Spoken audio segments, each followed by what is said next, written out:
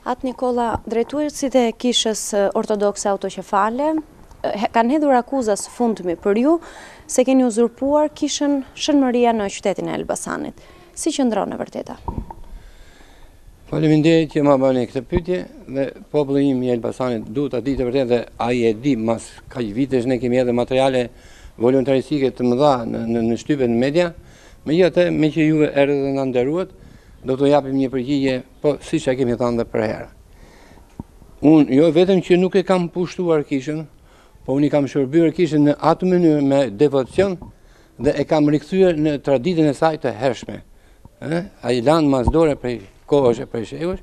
Pra, unë kam barë këtë kishë që këtu të marrin pjesë e dhim besimtar të panumërt. Pra, unë vazhdova studimet në teologjin fetare në Greqi, por atje për bindjet e mia kombëtare, adetare, më larguan nga kisha dhe erdha fillova përsëri studimet po me këtë njeri i cili më mori masa në Greqi që është Anastasia Nullatos dhe unë pra vazhdova shkollën në Durrës. Pra akuza atij nuk qëndron. Pse nuk qëndron? Sepse këtu jam mbledhur rreth 2500 njerëz që më kanë zgjedhur mua si prif, si barit të Grigjit thuhet. Dhe ato kishin besim sepse unë jam djali i kësaj lagje, shtëpinë e kam këtu afër, ja ngjitur me portën e kishës, këtu jam pakzuar, këtu kam mësuar të këndoj në gjuhën e kishës, në gjuhën teologjike të kishës. Pra, me dashjen dhe me dëshirën e popullit të Elbasanit, ne kemi dhe në traditën e hershme në ortodoksët në Shqipëri që kur një peshkop nuk është mirë nga arsyetimi dhe ai i shkel parimet e ligjes, populli atë e kritikon në këtë mënyrë. Pra, me një njeri të besueshëm nga lagja dhe e vendos. E njëjta gjë ka ndodhur me mua. Atë Nikola, ku ndaheni ju dhe drejtuesit e kishës ortodokse shqiptare? Ne nuk ndahemi as në një vend, por në një pikë shumë jo interesante, por shumë të rëndësishme dhe shumë serioze që kisha ortodokse autoqefale kombëtare e Shqipërisë ka këtë emërtim që thash unë tani. Pra fjala kombëtare është përdorur nga peshkopët tanë të hershëm, nga Fanoli, nga Visajon Gjovani, për ta mirëqenë këtë kishë, për ta mbajtur edhe në traditë këtë kishë.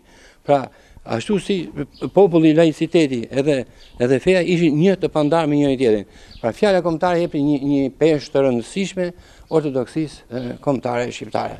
Po me të adhur Anastasi, fjalën kombëtare e hoqi, si emërtim, pra e quajti kisha ortodokse autoqefale e Shqipërisë dhe të gjithë episkopët që drejtonin këtë kishë, ai i largoi dhe i fsheu nëpër magazina, i hoqi Visajon Gjovani, ish kryepeshkopin, Fanolin, Kristofor Kisin, Irene Banushin, pra këto janë korifejt e ortodoksisë shqiptare.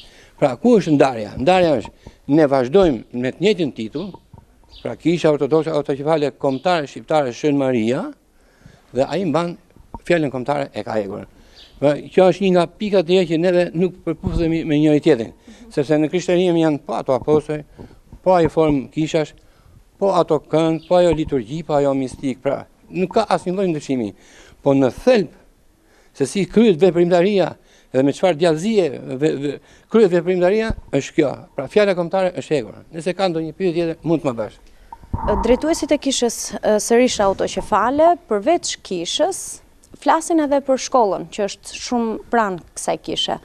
Si qëndron e vërteta me shkollën që duan ta kenë?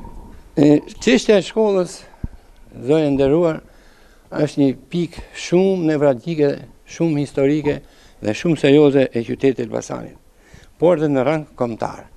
Kjo shkollë që kemi këtu afër është shkolla normale e Elbasanit, e ndërtuar në vitin 1736, ku të gjithë qytetarët e Elbasanit më kanë dhënë para dhe janë mbledhur aq para për të ndërtuar këtë kishë, ku dhe do të mësonin jo vetëm fëmijët e të krishterëve, por edhe të muslimanëve, edhe të besimeve tjera, edhe të bektasjanëve.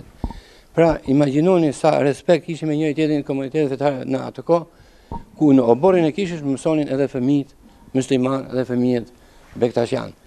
Pra, kjo është një histori e gjallë. Kemi një kishë rreth 500 vjeçare. Kemi varrin e Kristoforidit për kthyesin e gjuhës dhe të Biblës në gjuhën shqipe të këtij shkrimtarit të famshëm kombëtar të Elbasanit dhe në rang kombëtar.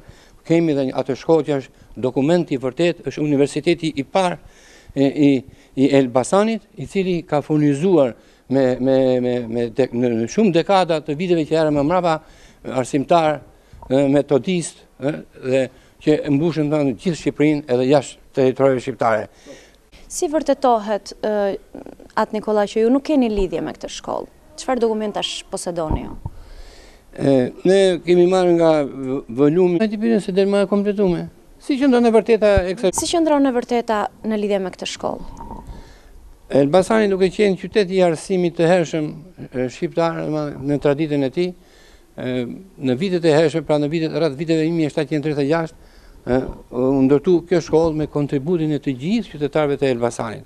Siç e thash edhe pak më sipër, ku do të mësonin fëmijë e të gjitha besimeve fetare. Kjo ishte një traditë e shkëlqyer popullit tonë, e një dashuri dhe një respekt për njëri tjetrin.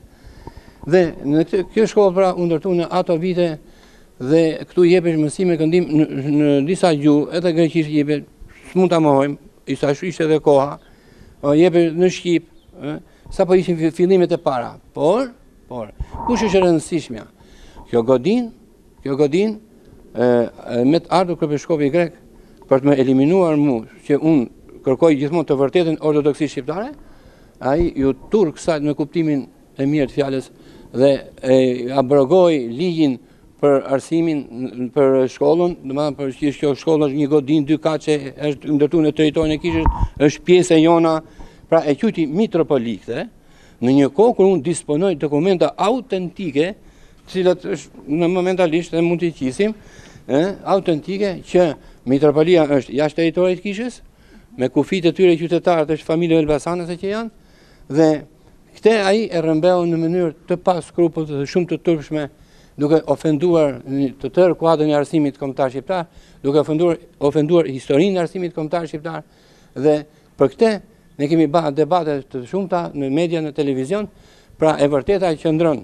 Kjo është shkollë laike, i përket Bashkisë së Rrethit Elbasan, është një shkollë që thot, ku citohet në kapitullin e librit shumë historik, burime të hershme dhe të zgjedhura për historinë e Shqipërisë, ku thuhet: ne qytetarët e Neokastrit mblodhëm 35.000 aspra për të ndërtuar një shkollë në oborrin e kishës, dhe kjo shkollë do të jetë trashëgimlënësit, u alën trashëgimlënëse në destinacion shkollë. Pra s'u thot i alën klerikëve, po trashëgimlënëse në destinacion shkollë.